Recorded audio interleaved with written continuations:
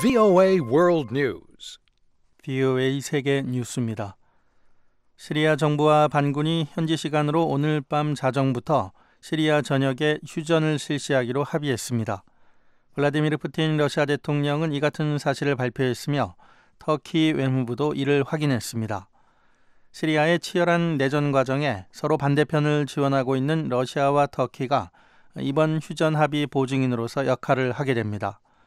터키는 공습을 포함한 모든 전투가 중단되지만 일부 과격단체들에는 휴전이 적용되지 않는다고 밝혔습니다. 이에 따라 이슬람 순위파 무장 조직 ISIL과 극렬단체인 자브핫 파테 알샴 모두 휴전에서 제외됐습니다. 하지만 시리아 수도 다마스쿠스 인근 반군 장악지 이스턴 고우타 지역에도 휴전은 적용될 예정입니다. 협상 과정에서는 이 지역에 대한 휴전 적용 여부가 큰 쟁점이었습니다. 미국 정부는 미국 주도 연합군이 이슬람 순위파 무장 조직 ISIL을 지원했다는 레셉 타입 에르도안 터키 대통령의 주장을 강력히 부인했습니다. 터키 주재 미국 대사관은 성명에서 미국 정부는 ISIL을 지원하지 않고 있고 과거에도 그런 일이 없다고 밝혔습니다. 앞서 에르도안 대통령은 미국 주도 연합군이 ISIL뿐 아니라 터키 안팎에서 활동하는 쿠르드 반군도 지원했다며 비난했습니다. 이 대사관은 그러나 시리아 내 ISIL을 겨냥한 미국 주도 작전과 관련해 터키 언론들의 상당한 오보가 있다고 지적했습니다. 팔레스타인 자치정부의 마흐무드 아바스 수바는 이스라엘과의 평화가 달성될 것으로 확신한다고 밝혔습니다. 사입 에레카트 팔레스타인 측 협상 대표는 성명에서 아바스 수바는 전략적 선택으로 평화에 대한 자신의 약속을 재확인했다며 이같이 전했습니다. 에레카트 협상 대표는 또 아바스 수반의 입장은 이스라엘 정부가 모든 정착촌 건설 활동을 중단하기로 합의하면 팔레스타인 당국은 국제법을 기반으로 영구 지위 협상을 재개할 준비가 돼 있다는 점이라고 강조했습니다. 한편 존 케리 미국 국무장관은 어제 이스라엘과 팔레스타인 간 평화 합의에 대한 구상을 발표하면서 두 개 국가 해법이 심각한 위기에 처했다고 밝혔습니다.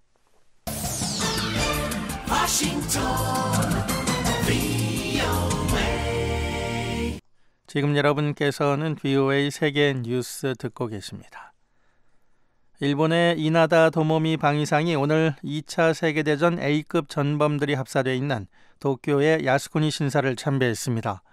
현직 방위상이 야스쿠니 신사를 찾은 것은 이번이 처음입니다. 그는 참배 후 기자들에게 한 명의 국민으로서 참배했다며 일본은 국가를 위해 목숨을 바친 귀중한 분들의 토대 위에 있다는 점을 잊은 적이 없다고 말했습니다. 이나다 방위상은 최근 아베 신조 일본 총리의 미국 하와이 방문에 동행했었습니다. 이에 따라 아베 총리의 진주만 방문에 진정성이 결여됐다는 비판이 나오고 있습니다. 한국 정부는 일본의 책임 있는 정치인이 전쟁 범죄자를 합사한 야스쿠니 신사를 참배한 데 대해 개탄을 금할 수 없다고 밝히고 주한 일본 외교관들을 불러 강력한 항의 입장을 전달했습니다. 미국 정부는 지난달 미국 대통령 선거 당시 해킹 혐의에 대한 보복으로 러시아에 제재를 가할 것으로 알려졌습니다. 워싱턴 포스트 신문은 백악관이 오바마 대통령이 지난해 발표한 행정명령을 통해 러시아를 신속히 제재하는 방안을 검토 중이라고 보도했습니다. 이 행정명령은 대통령이 해외 해커들에 대해 경제 제재를 부과할 수 있도록 하고 있습니다. 워싱턴 포스트는 그러나 이 명령이 선거에 영향을 미치는 사이버 공격 행위는 다루지 않고 있어 적용될 수 없다고 지적했습니다. 흑해에 추락해 92명의 사망자를 낸 러시아군 수송기에서 폭발은 일어나지 않았다고 러시아군 고위 관계자가 밝혔습니다. 사고조사위원회를 이끌고 있는 세르게이 바이네토프 러시아군 중장은 오늘 사고기 비행 기록 장치 분석 결과 추락 원인으로 아직 테러 가능성을 배제하지 않고 있다며 이같이 밝혔습니다. 조사관들은 질이 낮은 연료 사용이나 조종사의 과실 또는 기계적 결함 가능성 등을 검토하고 있습니다. 사고기는 지난 25일 시리아 라타키아 기지에 주둔 중인 러시아군 장병들을 위해 새해맞이 위문 공연이 계획되어 있는 군 합창단을 태우고 소치를 출발해 시리아로 향하다 흑해에 추락했습니다. BOA 세계뉴스 천일규였습니다.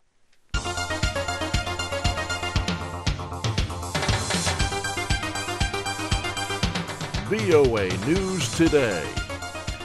여러분 안녕하십니까? 박형주입니다. 12월 29일 목요일 VOA 뉴스 투데이 3부 시작합니다. 먼저 이 시간 주요 소식입니다. 북한 김정은 정권이 지난 5년 동안 핵실험과 미사일 개발로 약 3억 달러를 사용했고 340여 명을 공개 처형하거나 숙청한 것으로 알려졌습니다.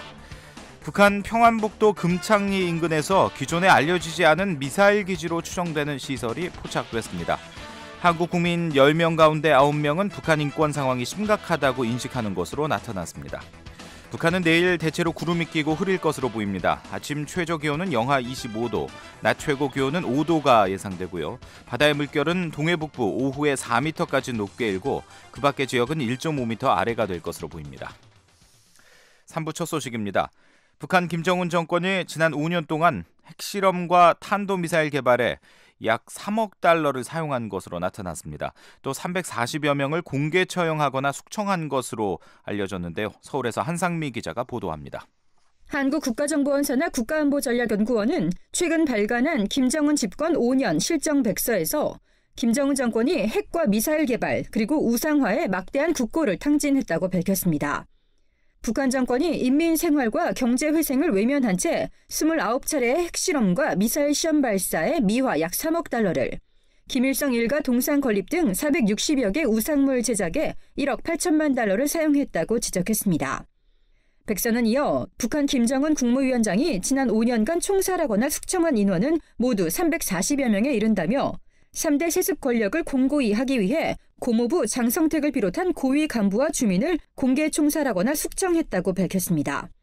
백서는 처형되거나 숙청된 간부들의 경우 지난 2012년 3명, 2013년 30여 명, 2014년 40여 명, 그리고 지난해엔 60여 명으로 급격히 증가했으며 올해에도 고위 간부 3명을 포함해 모두 140여 명이 숙청된 것으로 파악됐다고 밝혔습니다. 대표적인 처형 사례론 장성택과 현영철을 비롯해 김용진 내각 부총리와 최영건 부총리, 변인선 총참모부 작전국장 등이 꼽혔습니다. 백서는 또 처형 대상 범위도 당정군을 가리지 않고 전방위적으로 확대되고 있으며 올해 처형된 일반 주민도 지난 8월 기준 60여 명으로 이는 김정은 집권 이후 연평균 처형자 수보다 2배 이상 많은 수준이라고 지적했습니다. 국가안보전략연구원 김광진 연구위원은 김정은 위원장이 자신의 부족한 통치력을 보완하기 위해 공개 처형이나 숙청을 자행하는 것이라고 분석했습니다. 김정은이 권력을 빨리 승계받지 않았습니까? 갑자기. 그래서 믿을 사람이 없다는 거죠. 또 주민들도 많이 죽이고 있죠. 공개 처형. 공포 정치로 자기의 부족한 권력 장악력, 통치력을 보완하기 위해서 많이 죽인다고 평가할 수 있습니다.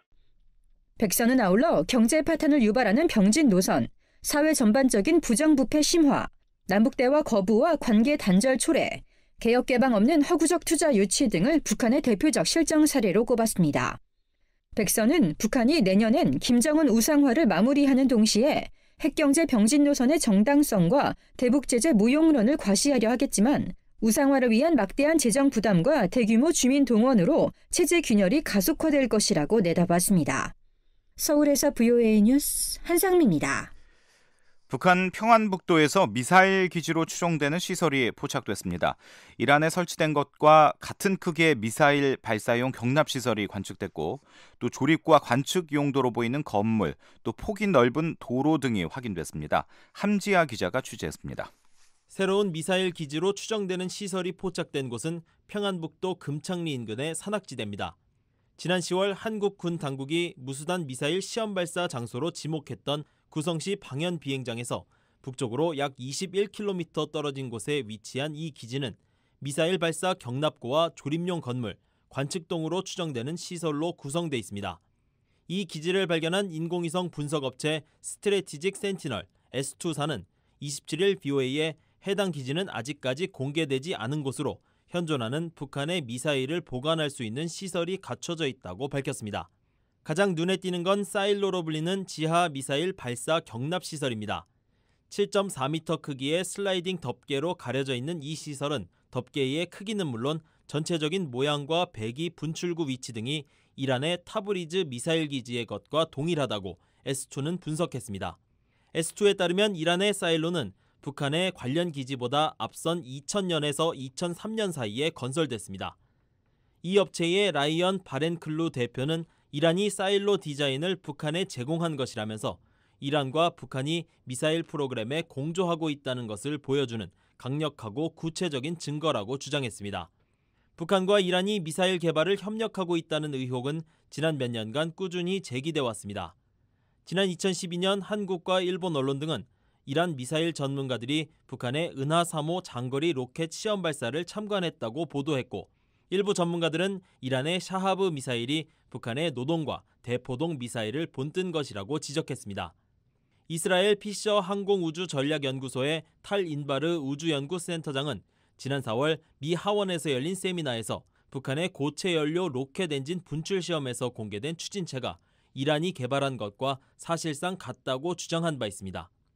그러나 이번처럼 북한과 이란에서 발견된 미사일 발사 경납 시설이 같은 모양과 크기를 갖추고 있는 사실이 알려진 건 처음입니다.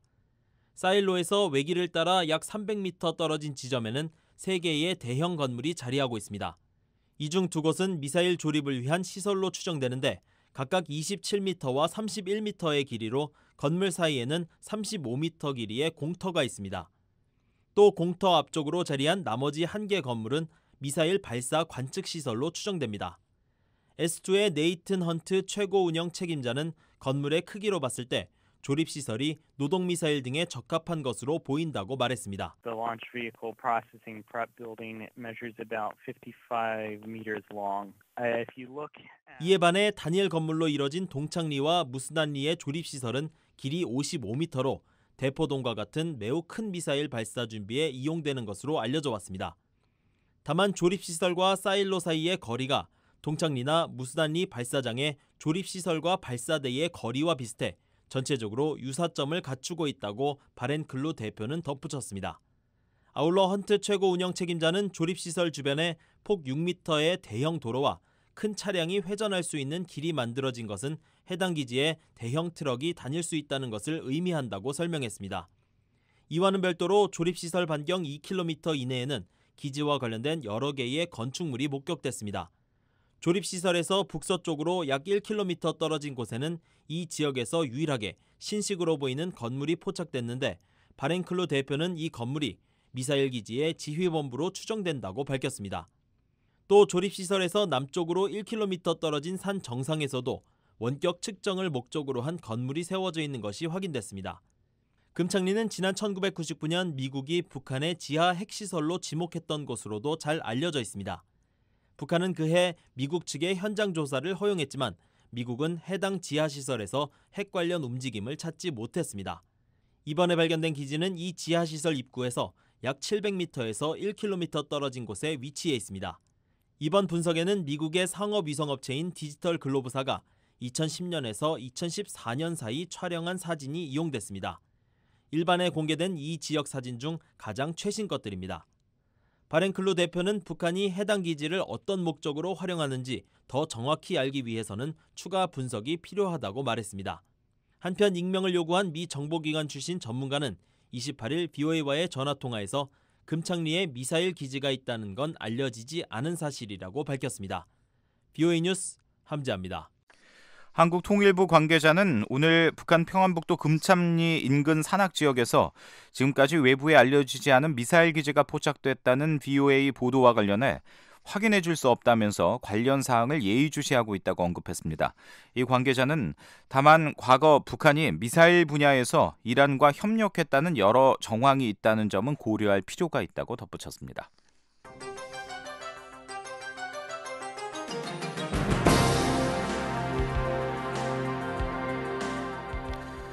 네, 매주 한반도 관련 뉴스를 심층 분석해드리는 뉴스 깊이보기입니다.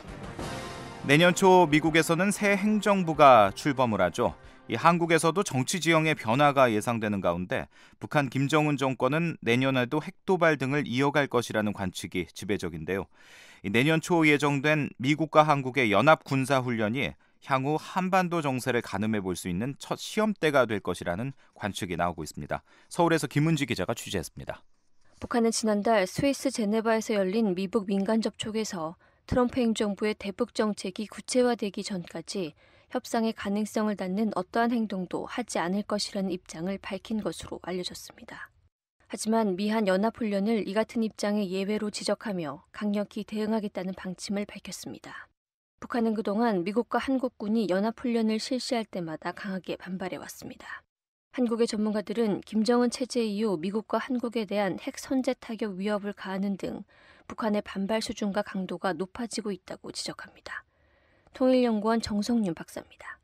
이제는 한미연합훈련을 하면 북한이 거기에 대해서 선제 타격을 하겠다는 직접적인 군사 위협을 시작했어요. 그래서 선제 타격을 동원한 공세적 전략을 표출하는 것을 조심하지 않아요, 이제는. 과거에는 한미연합훈련 중단 혹은 유예와 관련해서 비핵화 문제를 별로 연결을 안 시켰어요. 국제적인 제재 공조망을 무력화시키기 위해서 이 한미연합훈련의 중단 카드를 활용하는 것 같아요, 외교적으로.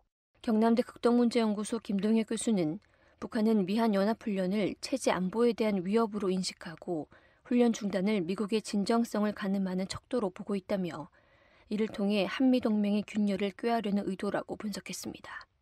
한국 외교가에서는 북한이 향후 트럼프 행정부와 미한 연합훈련 중단 또는 규모 축소 문제를 협상할 것이란 관측이 나옵니다.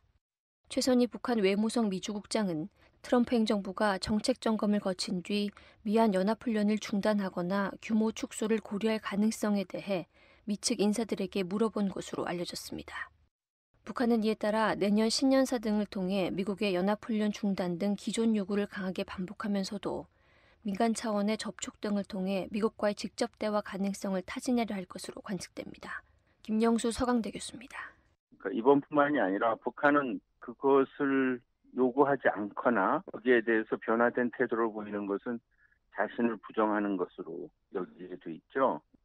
지도부가 들어선 미국 행정부에 대해서 더 강력하게 요구하는 것이고 앞으로의 관계에 틀어지는 것은 미국이 책임이라는 미국 책임론으로 돌릴 수 있으니까 북한으로서는 놓칠 수 없는 호재지요. 북한은 트럼프 공화당 후보의 대통령 당선 이유인 지난 11월 21일 외무성 비망록을 통해 미국은 달라진 북한의 전략적 지위를 바로 보고 시대착오적인 대북 적대시 정책과 핵 위협을 철회해야 한다며 이것만이 모든 문제의 출발점이 될 것이라고 주장했습니다. 그러나 트럼프 행정부가 북한의 군사훈련 중단 요구를 수용할 가능성은 낮다고 한국의 전문가들은 지적합니다. 통일연구원 정성윤 박사입니다. 미국 측이 그것을 받아들일 가능성은 현재로서 상당히 낮아요. 한미연합훈련 중단 자체가 가지는 의미보다는 북한이 한미연합훈련 중단을 대가로 자신들이 뭘 해줄 수 있다는 자신들의 양보 사안이 미국에게는 큰 전략적 가치가 없는 것들이에요. 즉 핵실험 같은 거 잠시 유예 중단하겠다는 거잖아요. 지금까지 상당한 수준으로 올라왔기 때문에 뭐 몇 개월, 1년, 2년 이렇게 실험 자체를 중단하는 것은 큰 의미가 없다라고 판단할 수 있어요. 미얀 군 당국은 그동안 연합훈련이 정례적이고 방어적인 성격의 연습이라며 북한의 훈련 중단 요구를 일축해왔습니다. 이에 따라 미북 관계를 비롯한 한반도 정세는 한동안 긴장 국면이 이어질 것으로 전망됩니다. 한국의 전문가들은 북한이 향후 미한 군사훈련을 빌미로 언제든지 추가 도발에 나설 가능성이 있다고 보고 있습니다. 통일연구원 정성윤 박사는 북한이 빠른 시일 안에 핵능력 고도화 완성을 목표로 내건 만큼 추가 핵실험이나 미국을 겨냥한 미사일 발사 등을 실시할 가능성이 있다고 전망했습니다. 반면 트럼프 행정부의 대북 정책이 구체화되기 전까지는 북한이 트럼프 행정부를 자극하는 전략적 도발을 자제할 것이란 관측도 나옵니다. 한동대학교 박원권 교수는 북한이 최소한 내년 상반기까지는 핵실험과 같은 노골적인 도발을 하기보다는 잠수함 발사 탄도미사일, SLBM 지상 사출 시험과 같은 은밀한 방식으로 핵능력 고도화를 추진하려 할 것으로 전망했습니다. 핵탄두 같은 경우에도 안 보이게 은밀하게 계속 개발을 할 거예요. 그렇지만 뭐 공개적으로 제6차 핵실험이라든지 아니면 대포동같이 대륙간 탄도 미사일 발사 실험이라든지 그런 것들은 자제할 거라고 생각합니다. 혹시라도 보수 정부한테 도움이 될 수 있는 어떠한 도발도 하지 않을 거다라는 생각이죠. 북한이 내년 미한 연합훈련에 대응해서 국가급의 대규모 군사훈련을 실시하면서 남북 간 군사적 긴장이 또다시 고조될 것이란 전망도 나옵니다. 경남대 극동문제연구소 김동혁 교수입니다. 2월 달에 있을 3월 달에 있을 훈련의 맞불 차원에서 계속적으로 이루어질 것이고 딱 그 시기가 북한에서도 대규모 훈련을 할 시기예요. 동계훈련을 마무리 지으면서 국가훈련을 하는 시기예요. 근데 그 훈련의 성격이라든가 그 훈련 내용이라든가 이런 측면은 분명히 우리가 2월 달에 하는 훈련, 3월 달에 훈련을 하고 맞춰서 맞불식으로 맞춤형 훈련이 할 가능성이 많다는 거죠. 북한이 하는 훈련 자체를 상당 부분 그러니까 확대하고 긴장 국면이나 이런 것들을 만들어 나갈 가능성이 있기 때문에 있다고 보고 있고요. 한국 내에서는 이에 따라 대선 정국과 맞물려 연합훈련 중단에 대한 찬반 논란이 제기되면서 남남 갈등이 불거질 가능성을 배제할 수 없다는 관측이 나옵니다. 서강대학교 김영수 교수는 한국의 새 정부가 들어선 뒤 열리는 내년 8월 을지 프리덤 가디언 훈련의 경우 향후 남북관계와 미한관계, 미북관계의 향배를 결정짓는 새로운 변수로 등장할 것으로 예상했습니다. 서울에서 VOA 뉴스 김은지입니다. 한민구 한국 국방부 장관은 북한의 도발 가능성과 관련해 내년 3월 한미 연합 키 리졸브 연습에 즈음해 전략적 또 전술적 도발을 할 가능성이 있다고 말했습니다. 한 장관은 오늘 기자간담회에서 이같이 말하고 현재 북한은 한국이 여러 격동하는 상황에 있고 미국의 북한 정책이 천명된 게 없어 다음 달에 있을 미 대통령 취임식을 앞두고 관망 중일 것이라고 평가했습니다. 한 장관은 현재 한국의 야권에서 일고 있는 주한미군의 고고도 미사일 방어체계 사드 배치와 한일 군사정보 보호협정 등에 대한 재검토 요구와 관련해 이는 국가 간의 문제며 안보 문제이기 때문에 기존 계획대로 추진하는 게 맞다고 일축했습니다.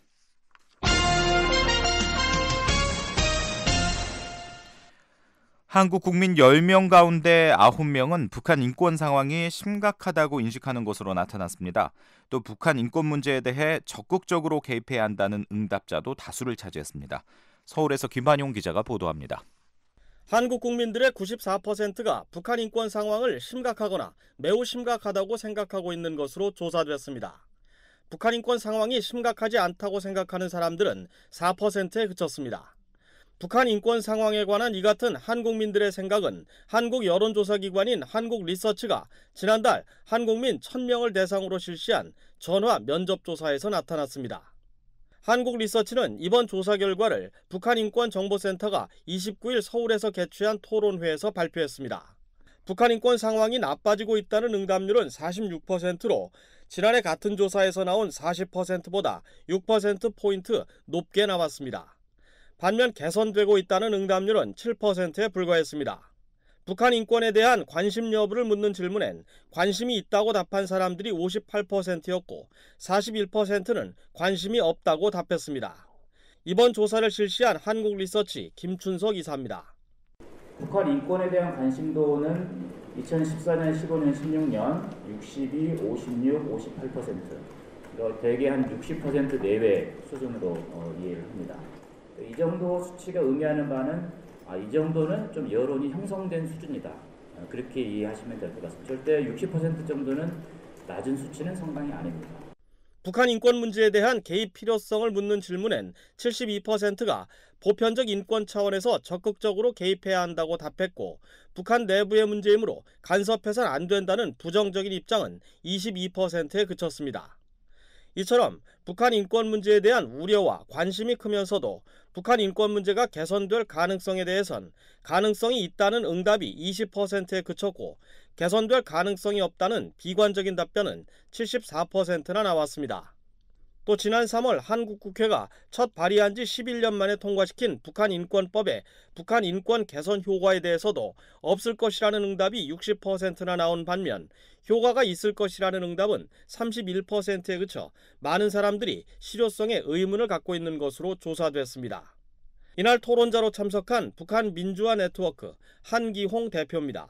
북한 인권이 심각하다 하지만 사실은 아직 한국 국민들에게 자기와 어떤 특별히 결부된 이슈가 아닌 약간 긴박성 이런 것이 하나 있는 것 같고요. 북한 인권 개선을 위해 선행해야 할 일로는 국제사회와의 공조를 통한 압박을 꼽은 응답자가 38%였지만 꾸준한 대화를 선택한 응답자도 36%로 비슷하게 나왔습니다. 북한 인권단체 활동과 관련해 대북전단 살포가 필요하냐는 질문엔 응답자의 53%가 필요하다고 답해 필요 없다는 응답률 44%보다 높았습니다. 또 이들 단체들의 대북 인권 방송을 통한 북한 주민 의식 교육에 대해서도 72%가 필요하다는 입장을 밝혀 필요하지 않다고 한 25%를 압도했습니다. 의료와 식량 지원 등 대북 지원에 대해선 절반이 넘는 60%가 필요하다고 답했습니다. 하지만 이는 지난해보다 11%포인트나 줄어든 수치입니다.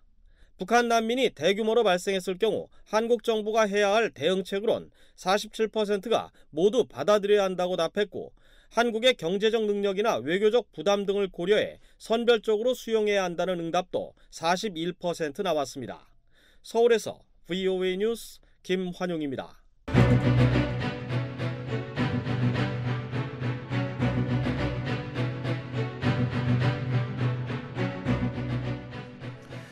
네, 2016년 올 한 해 북한 관련 주요 움직임을 짚어보는 연말 기획보도, 오늘 네 번째 시간입니다.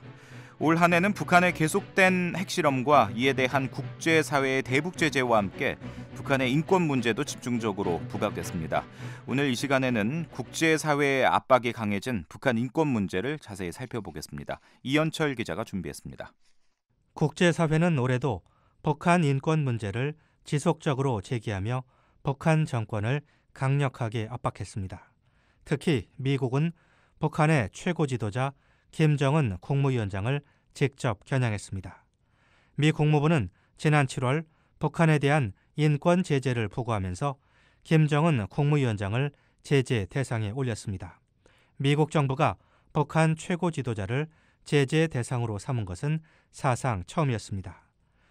톰 말리노스키 국무부 민주주의 인권 노동 담당 차관보는 당시 BOA와의 인터뷰에서 김 위원장이 북한의 인권 유린에 궁극적인 책임이 있음을 분명히 했습니다. The person who is most responsible, of course, is the leader of the country, Kim Jong-un.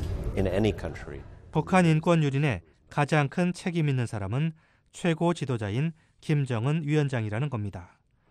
지난 12월 9일에는 김정은 위원장의 이름이 유엔 안보리 회의장에 울려 퍼졌습니다. Kim Jong-un, Cho Poo-il, Minister of People's Security, Ri Song-chol, Counselor in the Ministry. 유엔 주재 미국 대표부의 사만다 파워 대사는 이날 안보리 회의에서 김정은 위원장 등 미국 정부의 인권 제재 명단에 오른 인물들의 이름과 직책을 하나씩 호명했습니다. 그러면서 북한의 인권 범죄 책임 있는 가해자들과 책임자들을 계속 압박해야 한다고 강조했습니다. 안보리는 지난 2014년 이후 3년 연속 북한 인권 상황을 정식 안건으로 채택해 다뤘습니다. 특히 올해는 전반적인 인권 유린 실태는 물론 이산 가족과 납북자, 외화벌이 노동자 문제 등을 구체적으로 거론하며 우려를 표명했습니다. 유엔 인권이사회와 유엔총회도 북한 상황을 국제형사재판소 ICC에 회부하는 방안 등 북한 인권 유린의 책임을 묻는 적절한 조치를 취할 것을 안보리에 권고하는 결의안을 3년 연속 채택했습니다. 유엔 주재 미국 대표부의 세라 맨델슨 경제-사회 담당 대사는 결의안이 북한에 분명한 메시지를 보내고 있다고 말했습니다. Therefore, with this resolution, the international community will again send a clear message to the DPRK regime that human rights 국제사회가 결의안을 통해 인권 유린이 반드시 중단돼야 하고 인권 유린에 가장 책임 있는 사람들에게 책임을 물어야 한다는 분명한 메시지를 북한 정권에 보내고 있다는 겁니다. 올해 8월 취임한 토마스 오에아 퀸타나 유엔 북한인권 특별보고관도 지난 10월 유엔 총회에서 북한 인권 유린의 책임 규명과 처벌이 매우 중요하다는 점을 강조했습니다. Many country experiences have shown us how important this task can be, especially for victims. 인권 유린의 책임 규명과 처벌이 피해자들에게 얼마나 중요한지 다른 많은 나라들의 경험이 보여주고 있다는 겁니다. 이어 퀸타나 특별보고관은 ICC 회부 외에 북한 인권 유린의 책임을 물을 다른 방안들도 모색하고 있다고 말했습니다. 실제로 유엔은 이 같은 작업을 위해 독립 전문가 그룹을 신설하고 소냐 비세르코 전 유엔 북한인권 조사위원회 COI 위원과 사라 후세인 변호사를 임명했습니다. 두 전문가는 퀸타나 특별보고관과 함께 북한의 반인도 범죄 책임자들을 법정에 세우는 실질적인 방안을 마련해 내년 3월에 유엔 인권이사회에 제출할 예정입니다. 이런 가운데 북한의 인권 상황을 규탄하고 개선을 촉구하는 국제인권단체들과 비정부 기구들의 활동도 어느 때보다 다양하게 진행됐습니다. Have you ever been to any of the Kwanli-So? 저희 할아버지가 이제 정치범으로 이제 숙청이 되면서 저희 가족 5명과 함께 함경남 워싱턴에서는 이달 초 북한 정치범 수용소의 반인도적 범죄를 다루는 국제 모의 재판이 열렸습니다. 정치범 수용소 출신 탈북자들과 수용소 운영에 관여했던 전직 북한 관리, 북한 수뇌부와 수용소를 오랫동안 연구해온 전문가들이 차례로 증언했고 내년 초에 모의 재판 결과를 담은 보고서가 나올 예정입니다. 국제사회는 또 강제노동에 시달리는 북한 해외 노동자 문제에도 주목했습니다. 북한 당국이 열악한 노동 환경에서 장시간 일하는 노동자들의 임금 거의 대부분을 빼앗아가는 상황을 비난하는 목소리가 거센 가운데 지중해 섬나라 몰타는 자국에 체류하던 북한 노동자들을 사실상 모두 추방하는 조치를 취하기도 했습니다. 미 국무부는 의회에 제출한 보고서에서 북한 노동자들이 일하는 것으로 알려진 23개국을 공개하며 압박했고 유엔 총회는 올해 채택한 북한 인권 결의안에서 처음으로 북한 해외 노동자 인권 문제를 언급했습니다. 이 밖에 국제사회는 북한의 인권 개선을 위한 대북 정보 유입의 중요성을 강조했고 북한에 정보를 보내는 다양한 방법도 개발했습니다. There's been a lot of kind of experimentation in the last year or two with drones and all that kind of thing. And I think there needs to be 영국의 민간 단체인 유럽 북한 인권 협회 마이클 글렌디닝 대표는 지난 한두 해 사이에 무인 비행기인 드론 등을 통해 북한에 정보를 보내는 많은 실험을 했다며 북한에 더 많은 정보를 보내기 위한 노력을 강화할 필요가 있다고 말했습니다. 북한은 이처럼 점증하는 국제사회 압박에 강력하게 반발했습니다. 북한의 이수용 외무상은 지난 3월 열린 31차 유엔 인권이사회 정기회의에서 앞으로 북한 인권 문제를 논의하는 회의에는 참가하지 않을 것이라고 밝혔습니다. 우리 인권 문제를 계속 선택적으로 개별화하여 정치적으로 공격하고 압력을 가하는 회의들에 더 이상 참가하지 않을 것입니다. 북한은 또 지난 11월과 12월 각각 유엔 총회 제3위원회와 본회의에서 북한 인권 결의안이 채택된 뒤에도 별도의 기자회견을 열어 모든 대응책을 강구하겠다며 위협했습니다. 하지만 북한의 이런 주장은 국제사회에서 호응을 얻지 못하고 있다고 로베르타 코엔 전 국무부 인권 담당 부차관보는 지적했습니다. Its most recent resolution, which was adopted by the Third Committee of the General Assembly a couple of weeks ago. 코엔 전 부차관보는 최근 유엔 총회 제3위원회에서 북한 인권 결의안이 표결 없이 합의 방식으로 채택된 점을 예로 들면서 북한마저도 자신들을 지지하는 국가가 너무 적기 때문에 표결을 요구하지 않고 합의 방식을 선호한 것이라고 풀이했습니다. 전문가들은 국제사회가 내년에도 북한의 인권 유린에 대한 책임 문제를 지속적으로 제기해 북한 정권을 강하게 압박할 것으로 전망하고 있습니다.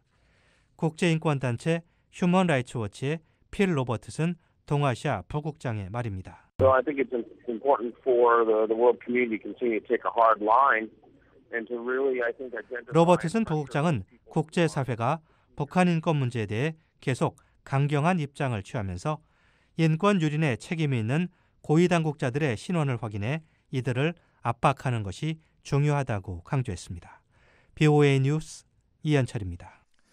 네, 2016년 북한을 돌아보는 연말 특집 보도 오늘 네 번째 순서로 북한 인권 문제를 살펴봤는데요.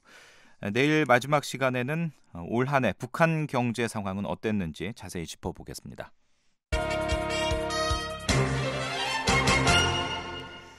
유엔 세계 식량 계획 WFP가 지난달 북한에 지원한 식량이 전달보다 20% 감소했습니다.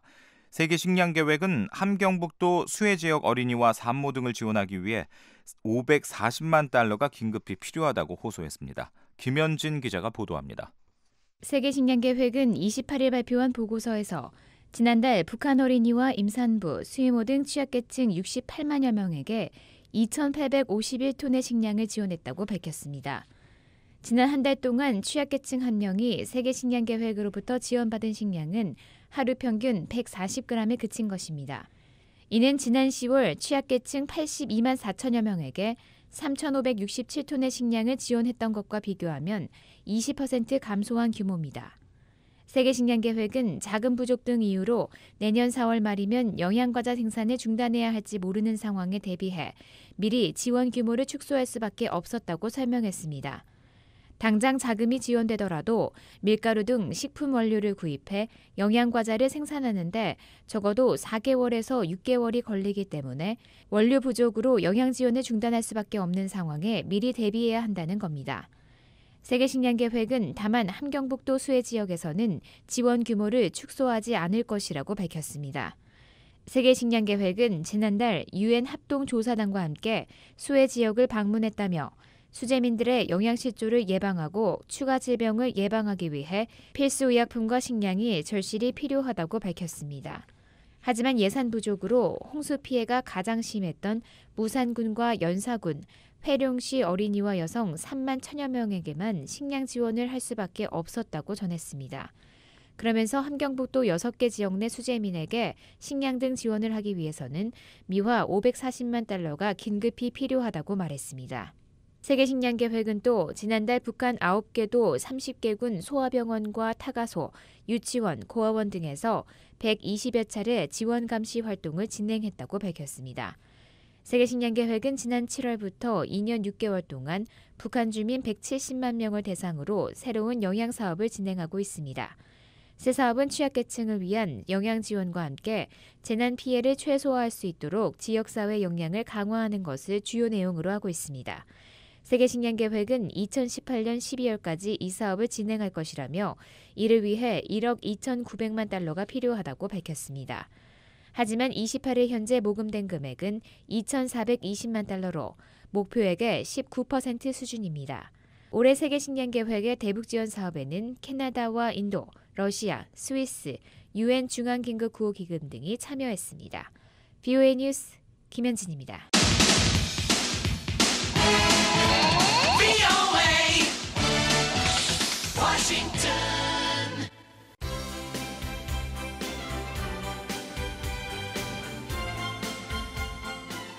안녕하십니까? 여기는 미국의 소리 VOA 한국어 방송입니다. 여러분의 의견을 남기실 수 있는 미국 국제전화번호는 1-202-205-9942번입니다. 그 밖에 중국에서 전화하실 때는 00-800-500-12345번, 태국에서는 001-800-500-12345번입니다. 여러분의 많은 이용 바랍니다.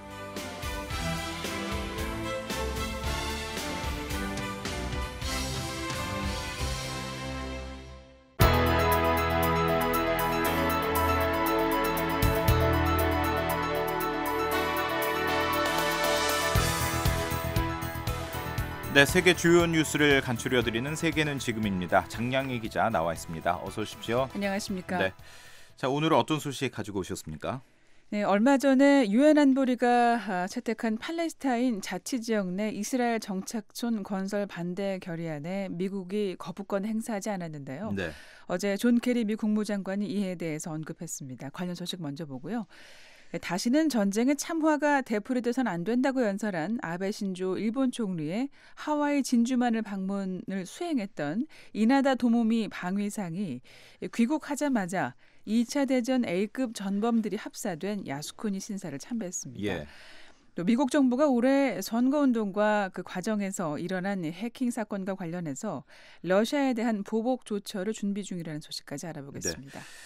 자, 먼저 정착촌 건설 문제가 최근 미국과 이스라엘 사이에 뜨거운 감자가 되고 있는데 존 케리 미 국무장관이 이와 관련돼서 연설을 했죠. 네, 그렇습니다.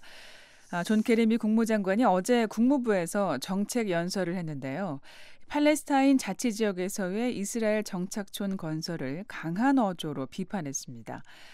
진지하게 평화를 생각한다면 이스라엘 정착촌이 평화를 위협하고 있는 현실을 어느 누구도 무시할 수 없다 이렇게 지적을 하고요. 예. 지금 상황은 1국가 체제의 영구 점령으로 가는 길이다라고 강조를 했습니다. 예. 미국과 유엔을 비롯한 국제사회는 이 국가 체제, 다시 말해서 이스라엘과 팔레스타인이 해당 지역에서 사실상 두 개의 독립국으로 각각 인정받는 평화협정을 맺을 것을 분쟁 해법으로 제시하고 예. 있습니다. 최근 이 문제가 이제 다시 촉발된 계기가 유엔 안보리가 이스라엘 정착촌 건설에 반대하는 결의안을 통과하지 않았습니까? 그렇습니다. 이 부분에 대해서도 존 케리 장관이 상당히 긴 시간 설명을 했다고요? 네, 1시간 넘게 연설이 이어갔는데요. 네. 지난주 금요일에 유엔 안보리가 이스라엘 정착촌 건설 중단을 촉구하는 결의안을 미국이 기권한 것 외에 14개 이사국의 찬성으로 반대 없이 사실상 만장일치로 채택을 했는데요. 예. 이에 대해서 이국가 해법은 이스라엘과 팔레스타인이 공정한 평화를 달성하고 그것을 지속시킬 유일한 길이라고 옹호했습니다. 이 안보리 상임이사국인 미국이 당시 거부권을 행사하지 않고 기권함으로써 결의안 채택을 도운 데 대해서 베냐민 네타냐후 이스라엘 총리가 미국이 이스라엘을 향해서 수치스러운 타격을 했다고 비난을 하고요. 보복 조치를 다짐했었는데요. 케리 장관이 이번 연설에서 이스라엘의 현 정권은 역사상 가장 우파적이고 극단적인 의지를 갖고 있다고 좀 직설적으로 비판했습니다. 예. 자, 이스라엘과 팔레스타인, 중동의 화약고로 불릴 만큼 갈등의 골이 깊은데요. 지금 이 팔레스타인 지역에 이스라엘이 짓고 있는 정착촌이 문제의 핵심인 것 같습니다. 이게 어떤 문제인지 그 배경을 좀 자세히 짚어볼까요? 예, 2차 세계대전 당시에 나치 독일의 대학살 피해를 당하는 등 여러 어려움을 겪었던 유대인들이요. 종전 직후에 이 성경의 기록을 근거로 해서 팔레스타인 지역에 대한 권리를 주장했습니다. 예. 이 팔레스타인 사람들이 머물고 있는 곳의 일부가 성경에는 이스라엘 민족을 위한 약속의 땅으로 묘사되어 있거든요. 예. 그래서 이스라엘 유대인들이 1948년에 텔아비브에서 이스라엘 건국을 선언했고요. 이에 맞서서 팔레스타인 측은 무장 투쟁을 계속했습니다. 예. 양측이 4차례에 걸친 중동 전쟁을 겪었죠. 네. 자, 그러다가 미국의 중재로 이제 양측의 대화가 시작이 됐다고요? 그렇습니다. 1993년에 지미 카터 전 미국 대통령의 중재로 양측이 오슬로 협정을 맺었는데요. 팔레스타인 자치기구를 인정하고 이스라엘군은 점령지에서 철수하는 한편 지속적인 평화 협상을 진행하는 내용에 합의를 한 겁니다. 예. 이 평화협상은 궁극적으로 팔레스타인을 국가로 인정해서 이스라엘과 함께 해당 지역의 2개의 독립국으로 공존하도록 한 거죠. 예. 그런데 요즘은 이 대화 노력이 잘 진행이 되지 않는 그런 상황이 됐습니다. 유엔 안보리가 정착촌 반대 결의안까지 이번에 채택하게 된 이유는 뭐라고 봐야 될까요? 이스라엘이 국가 선포를 한 뒤에요. 요르단강 서쪽, 영어로는 보통 웨스트뱅크라고 부르는 지역인데요. 예. 그리고 가자지구 이 두 군데에 팔레스타인 주민들이 살도록 자치 지역을 정했는데요. 이 안에다가 이스라엘 국민들의 거주지를 조성하고 있는 게 문제가 됩니다. 예. 이스라엘 정부가 이 지역들의 정착촌 200개를 만들어서 자국민 60만 명이 살도록 했고요. 최근에는 이 건설 계획을 더 늘리고 있습니다. 예. 이 팔레스타인 주민들이 이에 항의해서 이스라엘군은 또 군을 투입해서 맞서고 있는데요. 네. 이런 상황이 이번 결의안이 채택되도록 만든 거죠. 어제 연설에서 케리 국무장관이 유엔 결의안과 미국의 입장을 다시 한번 지지를 한 건데 이스라엘은 또 강력하게 반발을 했죠. 네, 그렇습니다. 베냐민 네타냐후 이스라엘 총리가 어제 케리 국무장관의 연설 직후에 중동 전체가 불길에 휩싸이면서 테러리즘이 번지고 있는데 미국 국무장관이 중동의 유일한 민주국가 바로 이스라엘을 공격하고 있다고 비판을 하고요. 예. 정착촌 문제를 반복해서 말했지만 팔레스타인 측이 유대구인 국가를 반대하고 있는 이 갈등의 근원은 건드리지 않았다고 주장했습니다. 이스라엘과 팔레스타인 분쟁 해법을 놓고 지금 미국과 이스라엘 측이 부딪히고 있는 상황인데 하지만 이렇게 내년에 새 정부가 들어서고 또 의회가 출범을 하면 이게 또 상황이 달라질 수도 있다 이런 관측도 나오고 있다고요. 네, 그렇습니다. 미국의 공화당은 전통적으로 친이스라엘 정책을 지켜왔는데요. 공화당 소속이었던 트럼프 당선인이 지난주 유엔 안보리 이스라엘 정착촌 반대 결의안 표결을 앞두고도 공정하지 않다면서 정부의 거부권 행사를 촉구했었습니다. 예. 미국 정치 전문 매체인 폴리티코가요. 공화당이 다음 달 트럼프 정부 출범에 맞춰서 유엔을 규탄하는 상하원 합동 결의안과 오바마 행정부 기간 동안 진행된 각종 규제들을 무효화하는 법안을 우선 처리하기로 가닥을 잡았다고 보도했습니다. 네, 아시아로 가보겠습니다. 일본 방위상이 사상 최초로 야스쿠니 신사를 참배했군요. 네, 그렇습니다. 이나다 도모미 일본 방위상이요. 오늘 아침에 2차 세계대전 A급 전범들이 합사되어 있는 야스쿠니 신사를 전격 참배했습니다. 예. 현직 방위상이 야스쿠니 신사를 찾은 게 처음 있는 일이어서 일본 안에서도 파문이 일고 있고요. 특히 이 전날 아베 신조 총리의 하와이 진주만 방문을 수행해서 다시는 전쟁에 참화가 없어야 한다고 결의하고 돌아온 직후에 일본 군국주의의 성지로 여겨지고 있는 이 야스쿠니를 참배한 데 대한 논란이 일고 있습니다. 예. 그래서 이 진주만 방문이 과연 진정성이 있었느냐라는 비판이 아시아 각국에서 일어나고 있고요. 한국과 중국을 비롯한 2차 대전 피해 당사국들은 강하게 반발하고 있습니다. 예. 어떻게 보면 그 하와이 진주만 방문 그리고 그 다음 날 야스쿠니 신사를 전격적으로 참배한 것 이게 상당히 배치되는 행동이다 이렇게 보는 시각도 있을 것 같은데 네. 한국 정부는 어떻게 반응하고 있습니까? 네, 한국 외교통상부가 오늘 오후에 주한 일본 대사관 총괄공사 대리를 불러들여서 강력하게 항의했습니다. 외교부는 이어서 조준혁 대변인의 명의의 논평을 냈는데요. 일본의 책임 있는 정치인이 식민 침탈과 침략 전쟁을 미화하고 전쟁 범죄자를 합사한 야스쿠니 신사를 참배한 데 대해서 개탄을 금할 수 없다고 밝혔습니다.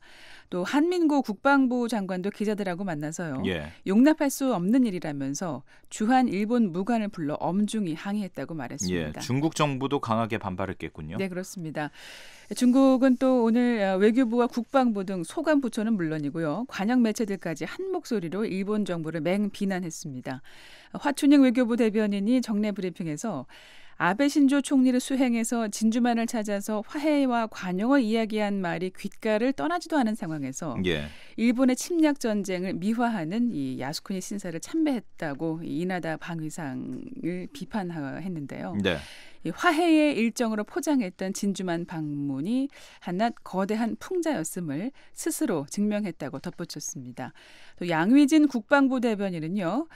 오늘 12월 결산 회견을 가졌는데 일본 방위상의 야스쿠니 신사 참배에 대해서 강렬한 불만과 반대를 표시한다고 밝혔고요. 예. 신화통신과 인민일보를 비롯한 관영 언론들도 과거사 반성이 없는 일본 정부에 대한 비판을 쏟아냈습니다.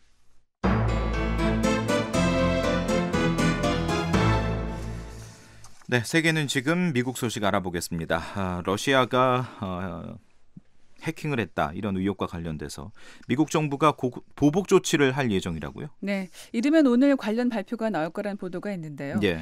올해 미국 대통령 선거 과정에서 크게 2개의 해킹 사건이 있었는데요. 지난 여름에 민주당 전당대회 직전에 민주당 전국위원회 지도부 인사들의 이메일이 해킹으로 공개돼서 이 민주당 전국위원회 위원장이 사임하는 일이 있었고요. 예. 또 11월에 본선거를 앞두고는 힐러리 클린턴 민주당 후보 측 관계자들의 이메일이 공개되기도 했는데요. 예.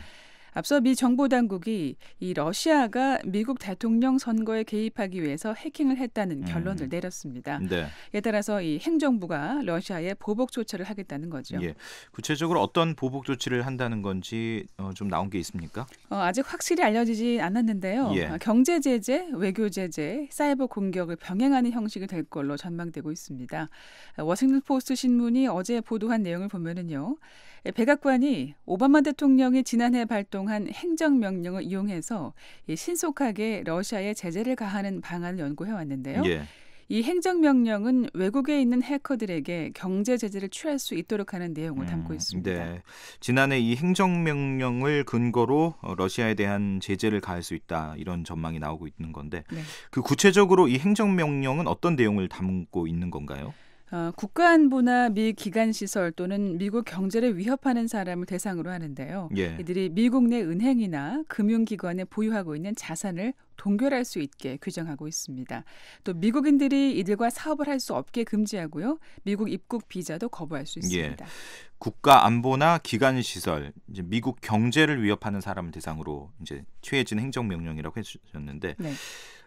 선거 관련 해킹도 포함이 돼 있습니까? 이 행정명령에? 그게 조금 문제인데요. 이 워싱턴 포스트가요. 선거에 개입하기 위한 사이버 공격이 행정명령에 명확히 표시되어 있지 않다고 전했습니다. 예.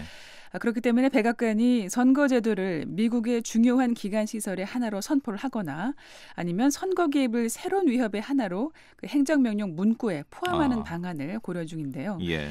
오바마 대통령의 임기가 이제 3주밖에 남지 않았는데 미국 정부가 1월에 오바마 대통령이 이임하기 전에 제재를 취하길 바라고 있습니다. 러시아 측은 어떻게 반응하고 있습니까?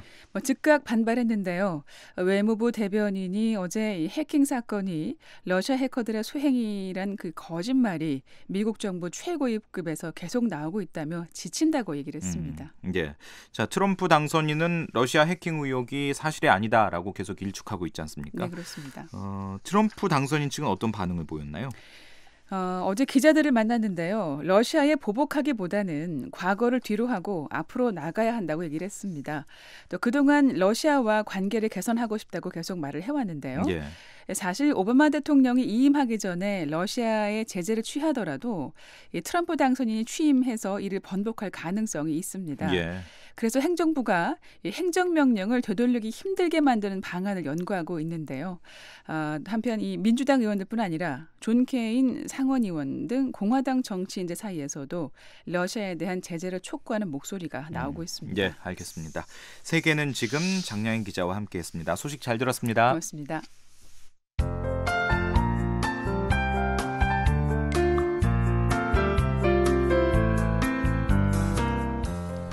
네, 한국 기상청 제공 북한 날씨입니다. 북한은 내일 대체로 구름이 끼고 흐릴 것으로 보입니다. 아침 최저 기온은 영하 25도, 낮 최고 기온은 5도가 예상되고요. 바다의 물결은 동해북부 오후에 4m까지 높게 일고 그 밖의 지역은 1.5m 아래가 될 것으로 보입니다. 평안 남도와 평안북도도 흐리고 구름이 많은 가운데 평양 아침에는 영하 9도, 낮 기온은 1도입니다. 신유주 아침에는 영하 8도, 낮 기온 1도가 예상되고 있습니다. 황해도도 역시 구름이 많겠습니다. 해주 아침 최저 기온 영하 5도, 낮 기온 1도, 사리온 아침에는 영하 7도, 낮에는 2도가 예상됩니다. 함경 남도와 함경 북도 오전에는 맑지만 오후에는 곳에 따라 구름이 끼는 곳이 있습니다. 함흥 아침 기온 영하 8도, 낮 기온 2도, 장진 아침에는 영하 24도, 낮에는 영하 8도입니다. 삼지연은 아침에는 영하 22도, 낮 기온은 영하 10도가 예상되고 있습니다. 내일 해상 대부분 구름이 끼겠습니다. 동해북부 바다의 물결은 0.5에서 4m 사이, 서해북부는 0.5에서 1.5m 사이가 되겠습니다. 지금까지 날씨였습니다. 네, 12월 29일 목요일 뉴스투데이 3부 여기서 마치겠습니다. 여기는 미국의 수도 워싱턴이고요. 저는 박형주였습니다. 오늘도 함께해 주신 여러분 고맙습니다. 편안한 밤 보내십시오.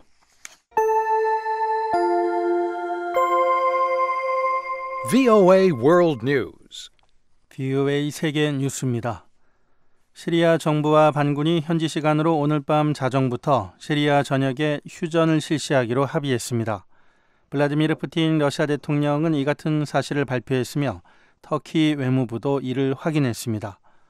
시리아의 치열한 내전 과정에 서로 반대편을 지원하고 있는 러시아와 터키가 이번 휴전 합의를 보증하게 됩니다. 터키는 공습을 포함한 모든 전투가 중단되지만 일부 과격단체들에는 휴전이 적용되지 않는다고 밝혔습니다. 이에 따라 이슬람 순위파 무장 조직 ISIL과 극렬단체인 자브핫 파테 알샴 모두 휴전에서 제외됐습니다. 하지만 시리아 수도 다마스쿠스 인근 반군 장악지 이스턴 고우타 지역에도 휴전은 적용될 예정입니다. 협상 과정에서는 이 지역에 대한 휴전 적용 여부가 큰 쟁점이었습니다. 미국 정부는 미국 주도 연합군이 이슬람 순위파 무장 조직 ISIL을 지원했다는 레첵 타입 에르도안 터키 대통령의 주장을 강력히 부인했습니다. 터키 주재 미국 대사관은 성명에서 미국 정부는 ISIL을 지원하지 않고 있고 과거에도 그런 일이 없다고 밝혔습니다.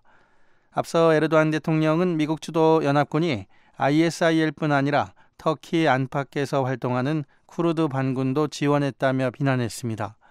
미 대사관은 그러나 시리아 내 ISIL을 겨냥한 미국 주도 작전과 관련해 터키 언론들의 상당한 오보가 있다고 지적했습니다. 팔레스타인 자치정부의 마흐무드 아바스 수반은 이스라엘과의 평화가 달성될 것으로 확신한다고 밝혔습니다. 사입 에레카트 팔레스타인 측 협상 대표는 성명에서 아바스 수반은 전략적 선택으로 평화에 대한 자신의 약속을 재확인했다며 이같이 전했습니다.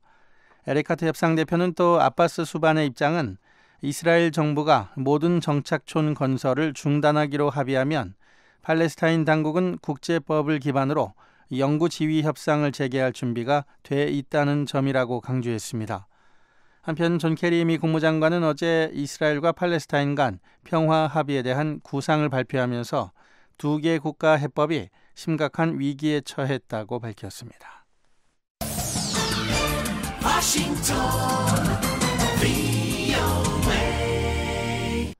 지금 여러분께서는 BOA 세계 뉴스 듣고 계십니다. 일본의 이나다 도모미 방위상이 오늘 2차 세계대전 A급 전범들이 합사되어 있는 도쿄의 야스쿠니 신사를 참배했습니다. 현재 일본 방위상이 야스쿠니 신사를 찾은 것은 이번이 처음입니다. 그는 참배 후 기자들에게 한 명의 국민으로서 참배했다며 일본은 국가를 위해 목숨을 바친 귀중한 분들의 토대 위에 있다는 점을 잊은 적이 없다고 말했습니다. 이나다 방위상은 최근 아베 신조 일본 총리의 미국 하와이 방문에 동행했었습니다. 이에 따라 아베 총리의 진주만 방문에 진정성이 결여됐다는 비판이 나오고 있습니다. 한국 정부는 일본의 책임 있는 정치인이 전쟁 범죄자를 합사한 야스쿠니 신사를 참배한 데 대해 개탄을 금할 수 없다고 밝히고 주한 일본 외교관들을 불러 강력한 항의 입장을 전달했습니다. 미국 정부는 지난달 미국 대통령 선거 당시 해킹 혐의에 대한 보복으로 러시아에 제재를 가할 것으로 알려졌습니다. 워싱턴 포스트 신문은 백악관이 오바마 대통령이 지난해 발표한 행정명령을 통해 러시아를 신속히 제재하는 방안을 검토 중이라고 보도했습니다. 워싱턴 포스트는 그러나 이 명령이 선거에 영향을 미치는 사이버 공격 행위는 다루지 않고 있어 적용될 수 없다고 지적했습니다. 백악관은 이에 따라 선거도 국가의 주요 기반 시설이라는 해석이나 추가적인 위협을 행정명령에 포함하는 방식으로 러시아 해커들을 제재하는 방안을 모색 중인 것으로 알려졌습니다. 흑해에 추락해 92명의 사망자를 낸 러시아군 수송기에서 폭발은 일어나지 않았다고 러시아군 고위 관계자가 밝혔습니다. 사고조사위원회를 이끌고 있는 세르게이 바이네토프 러시아군 중장은 오늘 사고기 비행기록 장치 분석 결과 추락 원인으로 아직 테러 가능성을 배제하지 않고 있다며 이같이 밝혔습니다. 조사관들은 질이 낮은 연료 사용이나 조종사의 과실 또는 기계적 결함 가능성 등을 검토하고 있습니다. BOA 세계뉴스 천일규였습니다. 지금까지 여러분께서는 VOA 한국어 저녁 방송을 들으셨습니다. VOA 한국어 저녁 방송은 저녁 7시 30분부터 11시 30분까지 4시간 동안 중파 1188kHz를 통해 들으실 수 있습니다. 또 밤 8시 30분부터 9시 30분까지 1시간 동안은 단파 7460kHz와 9490kHz로 들으실 수 있습니다. 그리고 밤 9시 30분부터 11시 30분까지 단파 11990kHz, 12110kHz로도 VOA 한국어 저녁 방송을 들으실 수 있습니다. 그리고 매일 아침 3시 30분부터 5시 30분까지 2시간 동안 보내드리는 VOA 한국어 아침 방송은 단파 5875, 7365, 7485kHz로 들으실 수 있습니다. 함께해 주신 여러분 고맙습니다. 다음 방송 시간까지 안녕히 계십시오.